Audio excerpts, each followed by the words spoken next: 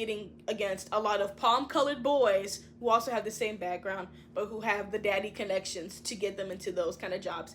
And being a dark-skinned black girl is, they don't want you there. Hey guys, it's your girl Sierra. Welcome back to my channel. Why did my voice go? Got that goddamn hi, Sierra. Anyway, whatever. This video is actually going to be about the projects that I'm working on. I've been getting some traction, which I'm so shocked, but at the same time, you know, I have been doing better when it comes to like making content, doing more thorough, detailed notes and planning stuff out. I have a better angle. I'm trying to figure this YouTube thing out even more now. But I want to talk about the books because I am a writer. I'm a published writer. If y'all didn't know that, I actually got published through Dandelion Revolutionary Press Journal, through Substack. I will put the actual newsletter in the description box below. My story is the show must go on. It's on page like 58. I'll give you a direct link too, so you can get to it, but check out everyone else's work too. Everyone, oh my god. I was reading it. Everyone did such an amazing job. I was like, oh my god. I feel like so excited. I'm still so excited. It's so weird because I've never been published in a journal before. This is my first time. And it's a weird experience. But even before then, I actually published my first novella last year. Was it last year? I don't remember, but it's over on Amazon through Kindle Unlimited mainly, and that is The Memories I Hold. No one's read it. No one's read it whatsoever. I don't blame people, but I really wanted to put that book out there, so technically that was my first publishing experience, really. So, and it's just a cute, quick romance situation between some characters and some mess. All of my female main characters are black, so don't be surprised. Yeah. That's really like me as a writer, and I'm writing some other things, so let's go ahead and hop right into the actual point of this video, I guess. Anyway, first project I'm working on is Ghost of You, which is an AMBW, Asian Man Black Women, second chance romance in a college setting. And it's on Substack. I am currently writing it as I go, putting out a chapter every Thursday. So about 4 chapters come out each month. I have chapters 1 through 10 or 11 out, maybe 12 by the time this video is up. But I will also put that link in the description box below. My female main character, Dahlia, she's been through some shit. And she is actually back from a few months of being in a mental health facility. Yeah. And she is back on campus. She re-enrolled, and she actually now has stipulations and requirements that she has to adhere to in order to stay on campus, in order to still be a student. So she's really focused now on hitting the certain GPA she needs to have, focusing on her academics, and also someone that is, well, I don't want to give it away, but she's also focused on pretty much getting the life back that she should have had, which is having her being successful in her classes, connecting with her friends, well, her best friend really, and being with the love of her life, essentially. But things are going to take a turn, obviously. And then there is Leo Park. He is our love interest in our male main character, who actually lived in LA for a few years because he wants to pursue music. But after reaching certain goals within the few years that he actually agreed to with his parents, he has to return back tomorrow, and now he is getting his degree in finance or whatever the hell that his dad is making him do to actually become part of the family in a profitable way, to actually make him like, pretty much you're just like, yeah, you're not valued if you're a musician. You actually got to do something.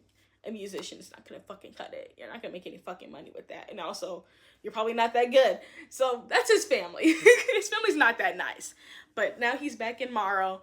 And here's the thing though, because Dahlia got her letter at the last minute. Well, not letter, her letter/email at the last minute of saying that she's allowed to come back to campus. There's only one room left on campus. And Leo also got his email at the last minute. So, what's happening right now? Dahlia and her ex-boyfriend, Leo, are now roommates. It's going to be a very interesting year, isn't it? So that's my first story. There's also a mutual loss between them.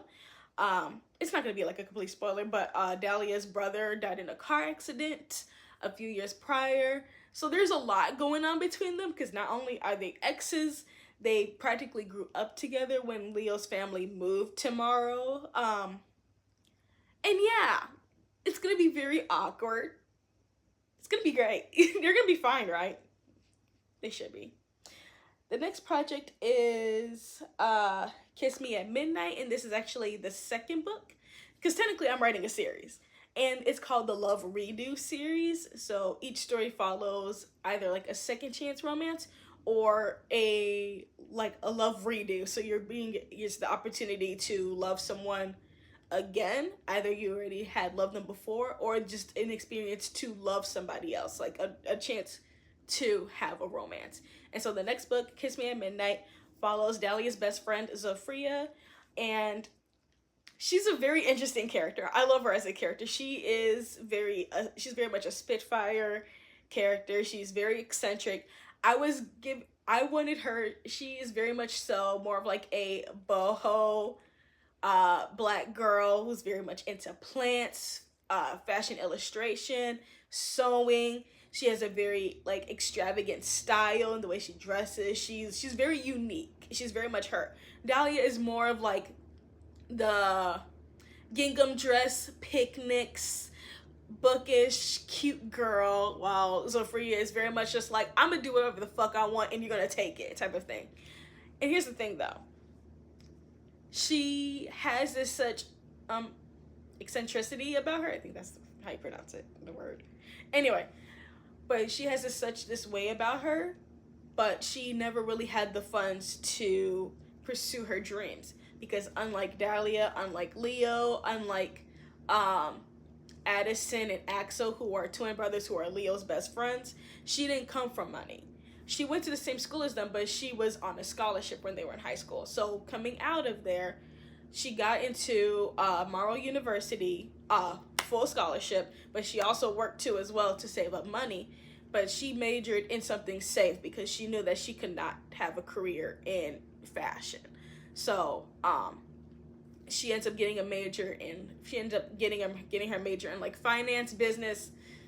And so now she's working odd jobs to keep up with her rent, buy fabric whenever she can. But she's very much so like, this is what she is able to sustain herself with, because even with coming out with her degree, she's competing against a lot of palm-colored boys who also have the same background, but who have the daddy connections to get them into those kind of jobs. And being a dark-skinned black girl they don't want you there. So she already knows what her cards are like. She already knows where she's been handled in life.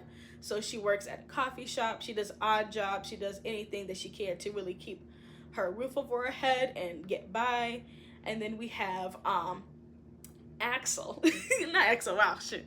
Addison. We have Addison, who is very much the opposite. He's actually a co-CEO of a record label company that his parents gave him and his brother Axel. And he has a huge love for music, a huge appreciation, and he always loves to create music, write it. And being a co-CEO right now, he's struggling with the terms of the business side of things. It's something that he's been doing for years now, but he's starting to lose a sense of love for music, and that's not what he wants to. He doesn't want to lose that. That's his essence of being. So he's really struggling with himself, really, his identity of making music and actually being part of the music industry, and that type of way of like finding acts, listening to artists and really connecting with people on that deep level versus like sitting in an office and filling out paperwork. That isn't what he likes to do. That's just not. So he's really battling with not being able to do what he loves, same as Zofria. So then there's an opportunity that comes up where they're like a kind of company where they actually can have like in-house designers, and so they have one and he needs more assistance.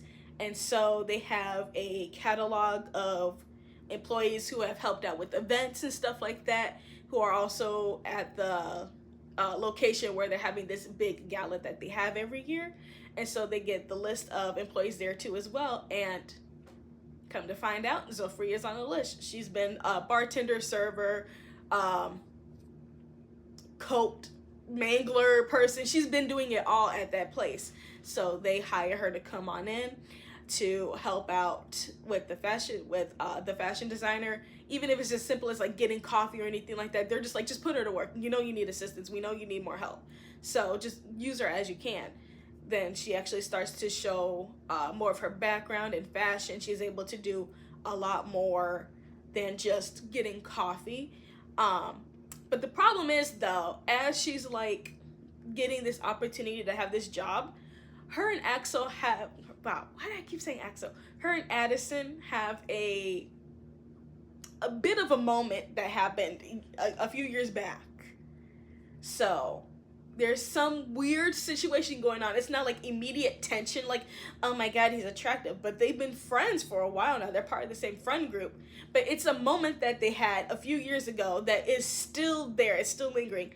They've never addressed it because they're also both playing the field. They both have little black books. So they are very confident in themselves. They are with whoever they want to be with, really. Zofria is bi, so she's with men and women. And Addison is a player too as well. He has his own little black book, but they're both very communicative and very upfront with people who they sleep with. And the thing is, now that they have this weird moment, now they're working together, stuff starts to like blend together. And things get weird. Because not only are they working together, Zofria's ex is now a new artist there. Yeah, it's gonna get weird. It's gonna get messy. I already wrote the first draft. But I'm gonna be working on the second draft, tweaking it, making it better, obviously. I don't know if I want to publish that also on my Substack or if I want to indie publish that too as well, maybe on Kindle Unlimited. I'm not sure. Maybe I'll submit it to a few places and see if it can get published. Maybe not traditionally published, like, you know, like Penguin, Random House, or anything like that, but maybe look at some other publishing houses that are more focused on like indie publishing type of thing. So maybe smaller publishing houses, maybe, possibly, I don't know. It's very up in the air right now, but that's the second book that I'm working on. I also came up with an idea for a novella. So this is a separate piece, and this novella is based off of a character from Ghost of You and from Kiss Me at Midnight. And this is a character that Zofria does have a one-night stand with, only once, because they only do one time. She only do one time, that's it. But this character is still like infatuated with her, but you know, she lets him down and he's like, okay, fine. He doesn't come back up again, but he's also not a terrible character either. So I feel compelled to write a little novella about him, and it's gonna be called Just a Sip. I literally plotted out the entire freaking novella one night when I couldn't fall asleep. Literally, it was about like 11 o'clock. I couldn't fall asleep, and I was thinking about it, and I was just like, okay, because I want it to be set in the coffee shop, because this novella is gonna be really quick, and I want it to be from this perspective of a black female character, obviously, because that's who I fucking write. It's not gonna be in the perspective of the white guy. It's just not. But he is gonna be there. He is a part of the story. But I really planned the entire thing out. I put it in my notes app, so I have that idea completely from beginning to end pretty much set out. I just gotta fucking write it. I'll probably do that one on Substack, and I'll probably be like underneath like a paywall, maybe a paid option, maybe not.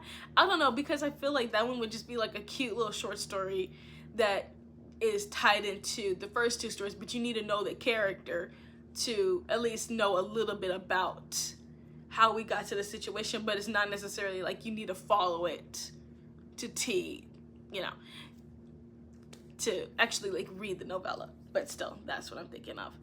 And the last project I'm working on in the series is Axel's story, so Addison's twin brother.